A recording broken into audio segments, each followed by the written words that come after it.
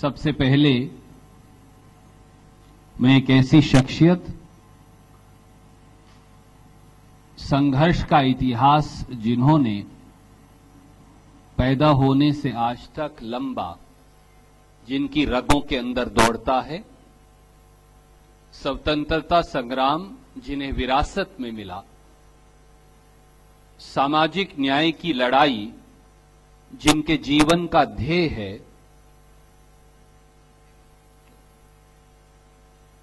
समानता का जज्बा, संघर्ष का संकल्प जिनके जीवन का रास्ता है, 17 विपक्षी दलों की देश के सबसे बड़े पद, राष्ट्रपति पद की साझा उम्मीदवार आदरणीय श्रीमती मीरा कुमार जी से अनुरोध करूंगा कि वो आज की इस पत्रकार गोष्ठी को संबोधित करेंगी। आदरणीय श्रीमती मीरा कुमार जी, मेरा एक अनुरोध फिर रहेगा स्टिल के सब दोस्तों से कि बहुत सारे प्रिंट के साथी बैठे हैं, दूसरे साथी बैठे हैं, कृपया अफरा तफरी का कोई माहौल न फैलाएं। आदरणीय श्रीमती मीरा कुमार जी।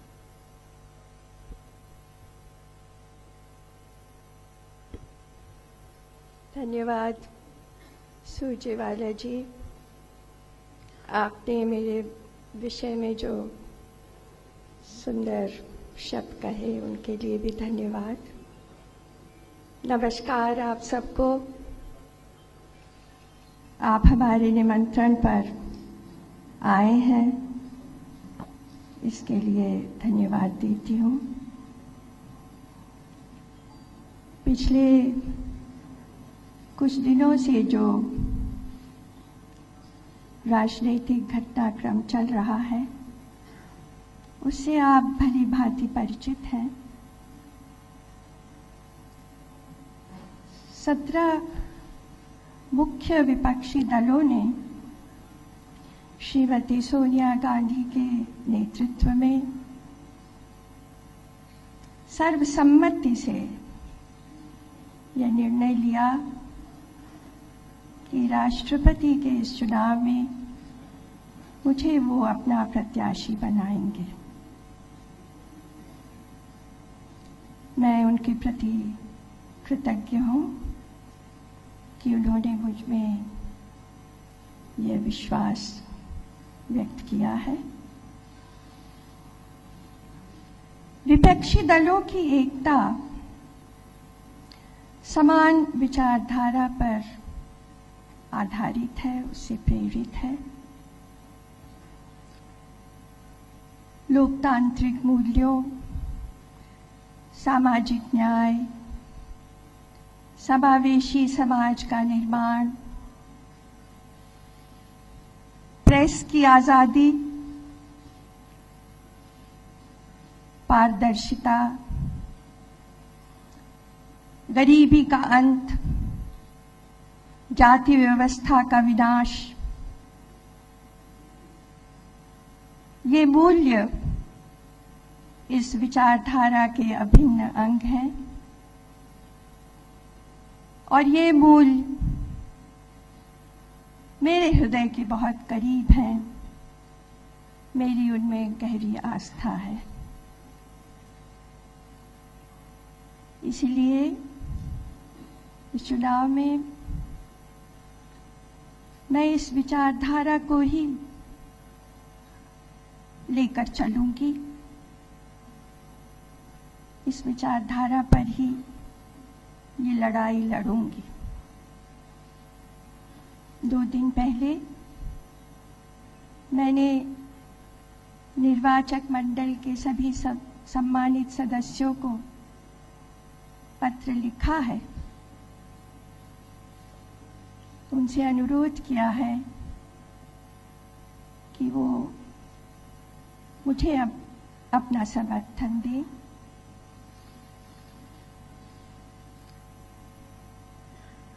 उनके सामने ये अद्वितीय अवसर है इतिहास रचने का। ऐसे अवसरों पर सब ओर से ध्यान हटा करके अंतरात्मा की आवाज सुनी जानी चाहिए।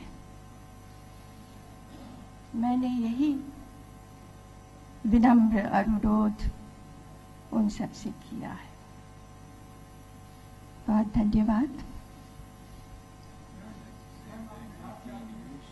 Yes, I think for my friends I should also briefly speak in English.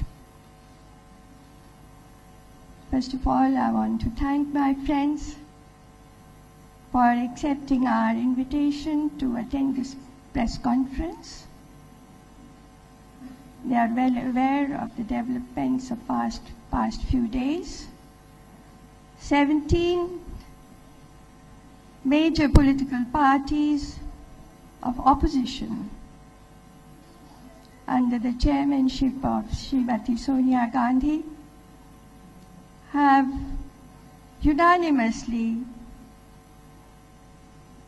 selected me to be their candidate in the presidential election. The unity and coming together of these political parties is based on their firm ideological position. Democratic values, inclusiveness, social justice, freedom of press, transparency, end of poverty, destruction of caste structure are some of those cherished values which form important component of this ideology. This ideology is very close to my heart. For this very reason, in the coming election, this will be the plank on which I will contest. 2 days ago, I have written letters to all the honorable members of the Collegium, requesting them to extend their support to me. This is one of that rare occasion when history is being scripted and not paying attention to any other consideration. This is the time when one should listen to the inner voice of one's conscience. Thank you. Please raise your hand. I'll send a mic so that we can give questions to everybody. Mohit Dubey.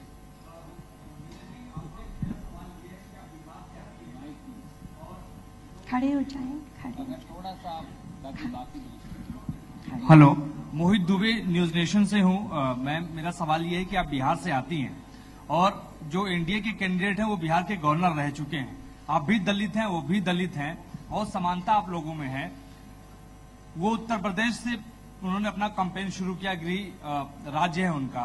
आप बिहार से आती हैं, क्या आप भी बिहार से ही अपना प्रचार शुरू करेंगी और नीतीश कुमार से अपील करेंगी जिन्होंने सबसे पहले कहा था कि विपक्ष का एक कैंडिडेट होना चाहिए, कि वो भूल कर चुके हैं, आपके साथ हैं, आपको समर्थन करें? आपने कई सारे सवाल एक ही सवाल में कर लिए। 5 सवाल और बहुत से गंभीर मुद्दे भी उठा लिए। कहाँ से शुरू करूं? मैं समझती हूँ साबरमती से शुरू करूंगी।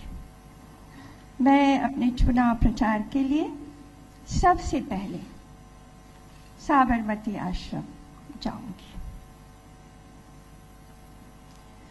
दूसरी बात है, आपने कहा कि 2 दलित आमने सामने हैं। बहुत जगह ये चर्चा हो रही है, बड़ी जोर से ये बात उठी है आंधी की तरह कि 2 दलित आमने सामने हैं देश के सर्वोच्च पद के लिए। खुशी की बात है कि बात उठ रही है। क्योंकि फिर जो समाज की असलियत है वो सामने आ रही है। हम ये आकलन करने में आसानी महसूस कर रहे हैं कि समाज किस तरह सोचता है। इससे पहले जब इस उच्च पद के लिए चुनाव हुए तो उसमें अनेक बार दोनों तरफ से तथाकथित उच्च जाति के प्रत्याशी थे, मगर उनकी जाति की चर्चा कभी नहीं हुई। उनके गुणों की, उनकी क्षमता की, उनकी योग्यता की, उनकी उपलब्धियों की चर्चा हुआ करती थी। मुझे याद नहीं है कि कभी उनकी जाति की चर्चा हुआ करती थी। मगर जब दलित खड़े होते हैं, मैं खड़ी हूं और मेरे सामने सम्माननीय गोविंद जी खड़े हैं, तो चर्चा होती कि दो दलित खड़े हो गए, उनके व्यक्तित्व के बाकी सारे पक्ष गौण हो जाते हैं। तो समाज किस तरह से सोच रहा है आज 2017 में, इसका आकलन मेरे सामने बड़े साफ तरीके से हो जा रहा है। और मैं चाहूंगी कि अब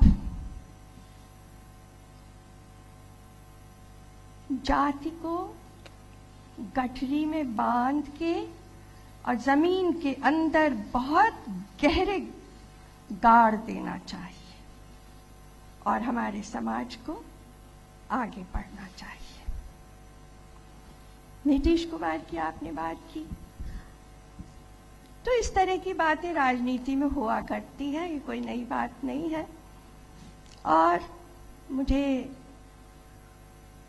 इसके बारे में क्या करना है उचित समय पर मैं उसका निर्णय लूंगी। मेरे ख्याल से मैंने आपके 5 सवाल के जवाब दे दिए।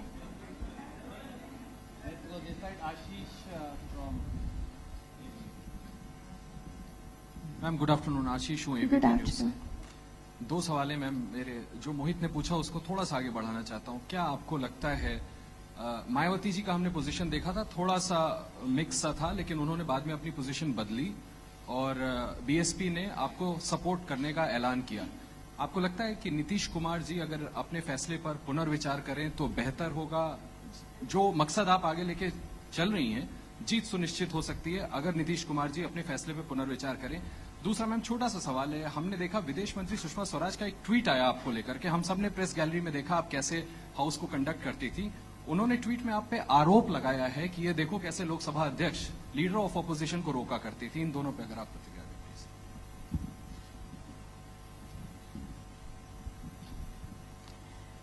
मैं जैसे अभी बताया मैंने कि मैंने सभी को, जितने भी निर्वाचक मंडल के सदस्य हैं, सभी को पत्र लिख दिया है 2 दिन पहले, और जिनका आपने उल्लेख किया उनको भी लिख दिया है। तो अब गेंद उन सब के पाले में है।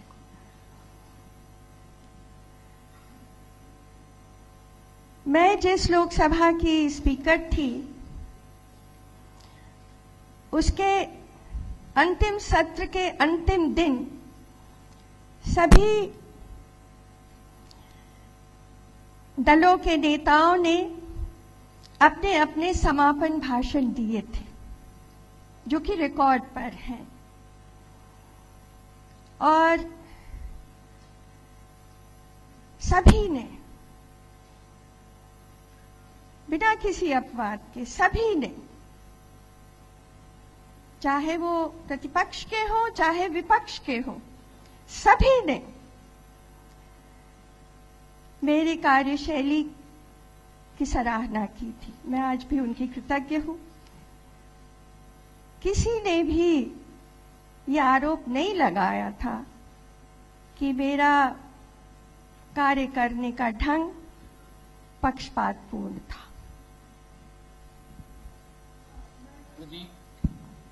एक मेरा आप सबसे अनुरोध है, एक सवाल ही अगर एक मित्र पूछेंगे तो हम कई दोस्तों को, अगर एक मित्र 5 सवाल पूछेंगे तो फिर कई दोस्तों को मौका नहीं दे पाएंगे।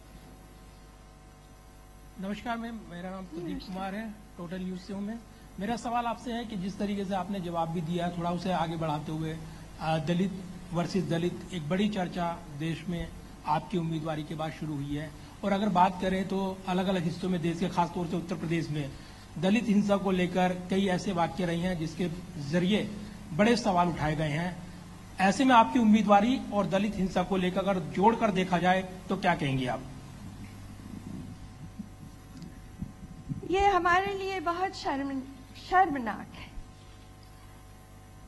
We should hang our heads in shame, even if there is one incident of violence against Dalits or weaker section.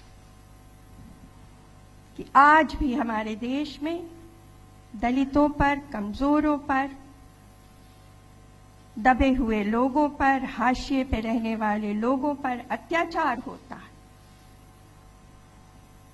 और यही मेरी लड़ाई है। मैं जो कह रही हूं कि मैं जिस विचारधारा के लिए लड़ रही हूं, जिस आइडियोलॉजी के लिए लड़ रही हूं, मैंने शुरू में ही कहा था, जाति व्यवस्था का विनाश, destruction of the caste system. तो ये हमारी लड़ाई है। मगर इसको अगर आप सोचें कि मैं दलित हूं तो दलित होने के नाते सिर्फ मेरी लड़ाई है, ऐसा नहीं, पूरे समाज की लड़ाई है।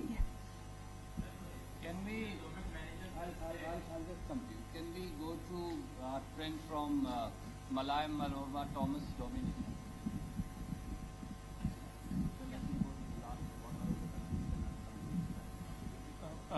Meera ji, you have appealed to the members of the electorate to vote according to their conscience and listening to their inner voice. Ours is a politically divided nation.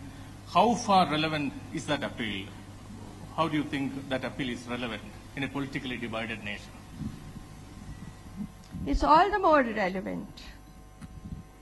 And politically, in politics, there are always different ideologies.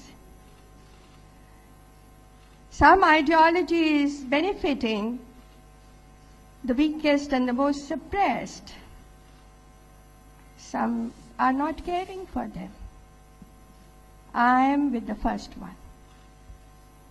And that is why it becomes imperative that I should appeal to the voice of conscience.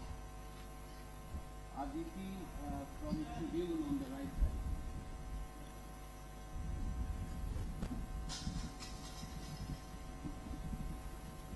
side. Meera ji here. You just said that your candidature and the candidature of Mr. Kovind, both being Dalits, reflects the societal mindset. But the fact of the matter is, we all saw during opposition parleys that the very fact that you were nominated was perhaps because you come from a particular caste, because Mayawati, who's the BSP chief, had openly declared that only if a Dalit of a higher stature is declared as a candidate will she support you. So even within your own supporter group, there is this very strong caste bias. So how do you address that? Because Mayawati had raised this point first. Well, this is the election for the highest position in the land. And although its process of electing is political, the post itself is apolitical. For this post, in my opinion, there should be no one-upmanship of caste. I don't think the caste identification should play a role.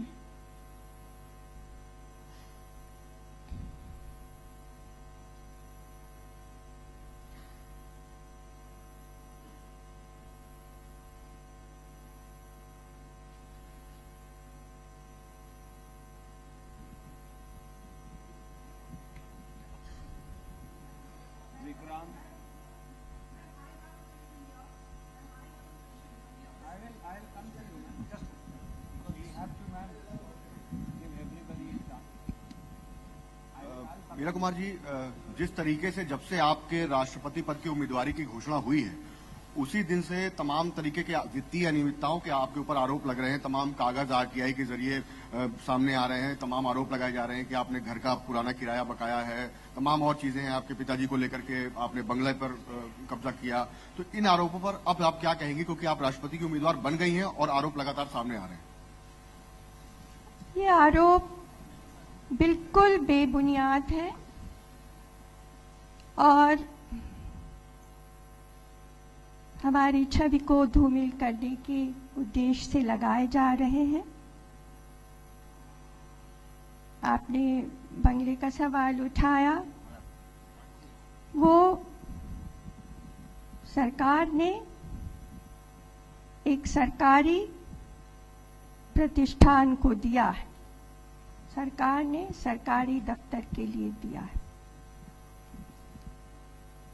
और जहां तक आपने कहा कि और आरोप हैं,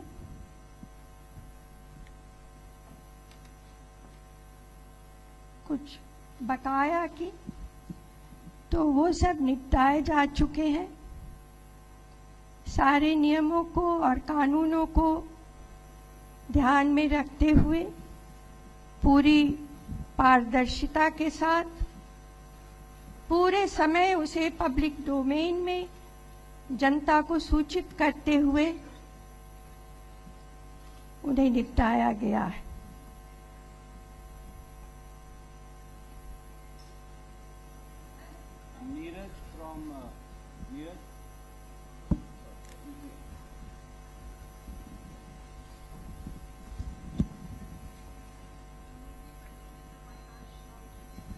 hello ma'am, Neeraj हूँ सहारा समय न्यूज चैनल से।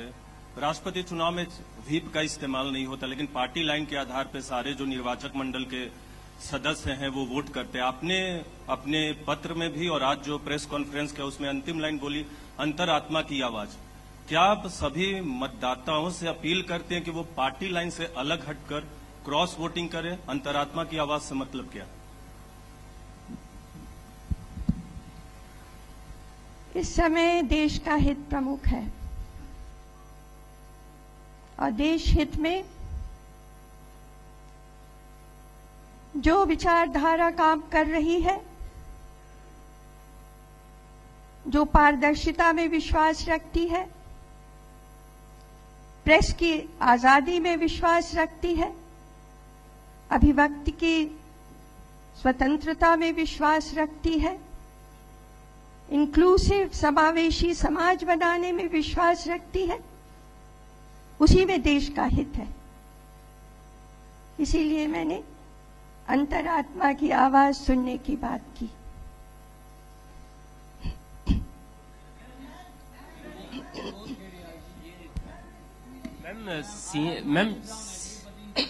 Ma'am senior government ministers like Venkaiah Naidu, they have said that there is no need to drag ideology into this contest.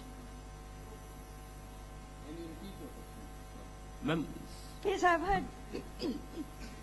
I've heard your question. It is the highest position of the land for which the election is being held. You mean to say that ideology will not have a role in the election of the highest post? How can you make an election free from ideology, which is for the post of the president?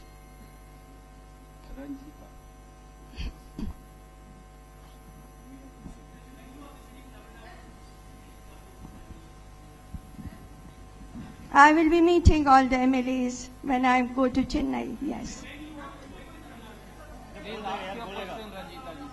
मैं रंजीता हूँ ETV से। एक सवाल है मेरा, इंसान हर जगह से जीतता है, अपने घर में आकर हार जाता है। आपकी पहली हार नीतीश कुमार ने तय की और अब आपके ही पार्टी के कुछ विधायक वहां कोविंद को समर्थन कर रहे हैं। 6 विधायक कांग्रेस पार्टी के हैं, क्या कहना चाहेंगे उस पर? आप जो खबर दे रही हैं विधायकों के संबंध में, उसकी पुष्टि मेरे पास नहीं आई है, इसलिए मैं उस पर तो टिप्पणी नहीं करूंगी।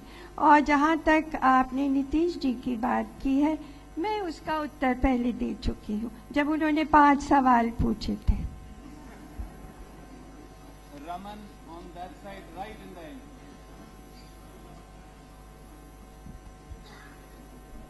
मीरा कुमार जी, आपने कहा कि आप साबरमती से अपना प्रचार शुरू करेंगी, उसका क्या मकसद है? क्या आप सब लोग जैसे रामनाथ कोविंद साहब उत्तर प्रदेश के, उन्होंने उत्तर प्रदेश से प्रचार शुरू करने का फैसला किया, आपने साबरमती को क्यों चुना? ये तो सभी जानते हैं साबरमती का कितना महत्व है हमारे देश में। साबरमती के संत वहां से शुरू करेंगे। हम लोगों की गहरी आस्था है उनमें। उन्होंने हमारे स्वतंत्रता संग्राम का नेतृत्व किया था और इतनी बड़ी एम्पायर को उखाड़ कर फेंक दिया था। अहिंसा और सत्य के बल पर बड़ी शक्ति थी उनमें। वहां जाने से ही शक्ति मिल जाती है, इसलिए मैं वहां जा रही हूँ।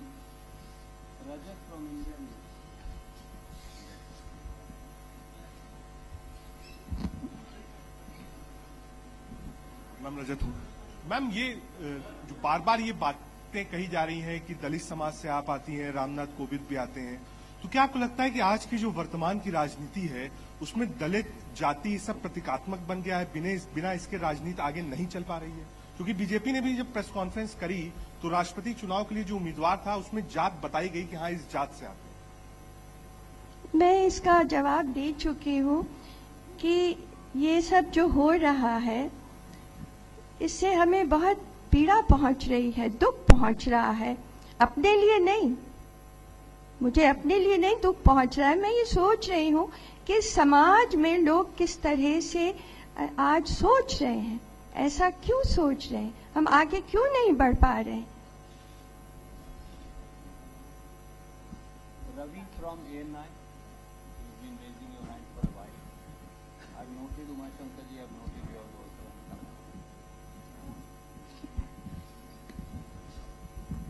मैम, जिस तरह से बीजेपी कर्नाटक की अगर बात करें, वहां पर जाती हैं, दलितों के घर पर भोजन करती हैं, तो क्या आपको लग रहा है कि चुनाव को देखते हुए इस तरह किया जा रहा है कि एक दलित के पास जाएं या उनको वोट को लेकर?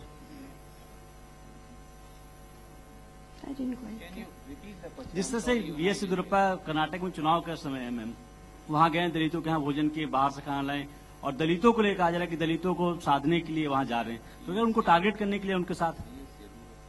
Yes, I know that. I know that. This again, the whole thing comes down to giving a lot of pain and questioning the mindset of the society. I mean, the society should think now. You have a whole very large section of people, of your countrymen and countrywomen, whom you think. Am I addressing you? Yes. You know, very.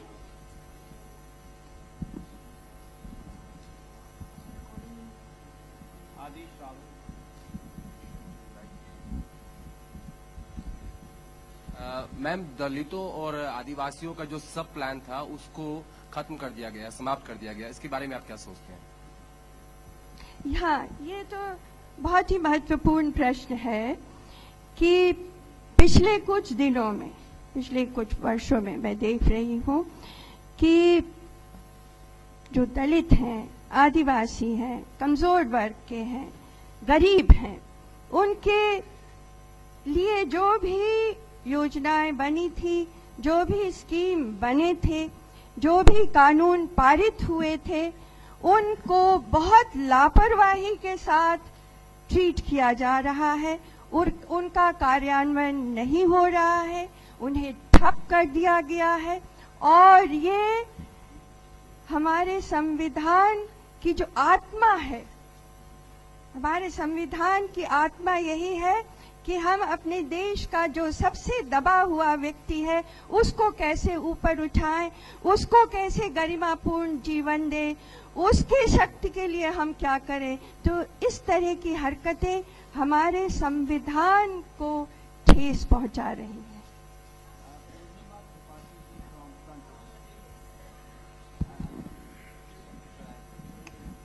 Ma'am, Purnima Tripathi from Frontline. I would like to know, you have had a very illustrious career, 5 Lok Sabha elections you have won. You have been a very successful Lok Sabha speaker. Thank you. How does it feel to get into a losing battle? Do you think you are being made a sacrificial goat? Why are you calling it a losing battle? Do you know for sure?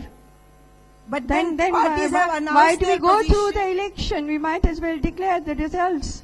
So do you think you are in a position to make history? Like 69? Well, I'm fighting.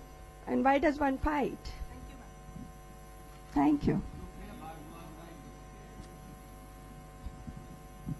Ma'am, it is very interesting that you were the first speaker, a woman speaker, and now you're the second candidate, a woman candidate, as far as the presidential candidates are concerned. How big it is an achievement for women of this country where 33% reservation still is being demanded?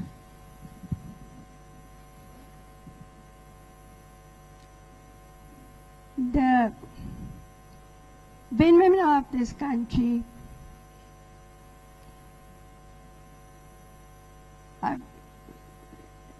there is a theory that women are placed very highly, but in practice their safety is a major concern, their well-being is a major concern, their education is a major concern for us.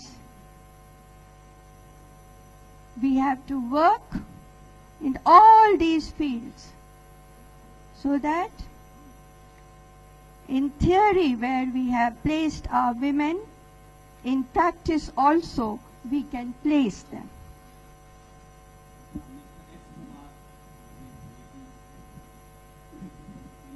Madam here. Will you meet all Indian partners, especially senior leaders in BJP, L. K. Advani ji and Murli Mohan Joshi ji? Have you decided to meet them first? I'll take a decision on all this at the appropriate time. No, others Indian partners like Shiv Sena, BJD, those who came later to support Kovind ji.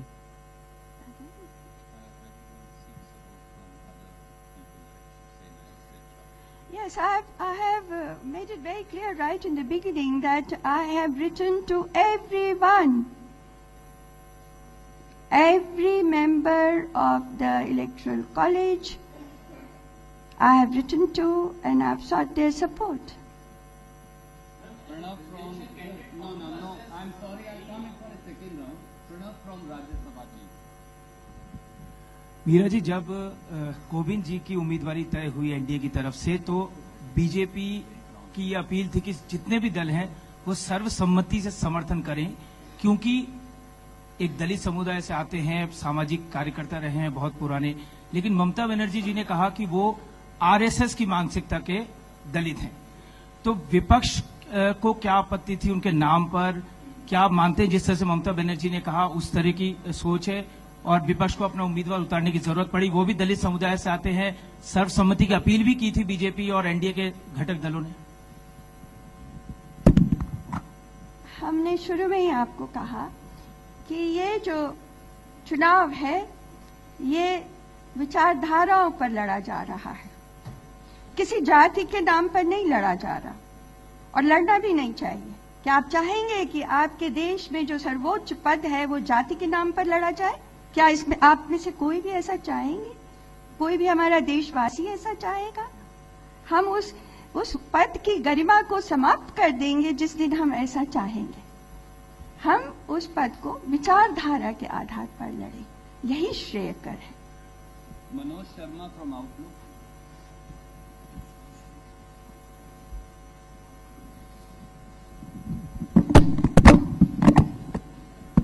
Ma'am, अगर विपक्ष और Congress NDA से पहले आपको प्रत्याशी बनाते तो ज्यादा फायदा होता, ज्यादा अच्छी स्थिति रहती। मैम, अगर विपक्ष आपको पहले प्रत्याशी बनाता, एनडीए से पहले आप आती, तो मुझे लगता है कि ना तो जेडीयू उनकी तरफ जाता और दूसरे दल भी आपकी तरफ आती। देखिए, ये कहा जाता है कि ये यदि शब्द, इफ जो शब्द है ना, ये इतिहास को भी बदल सकता था। इसका बड़ा महत्व होता है कि यदि ऐसा हो जाता तो ऐसा हो जाता। तो ये सो हाइपोथेटिकल सिचुएशन है, अनुमानिक ये प्रश्न है जो आपने पूछा है।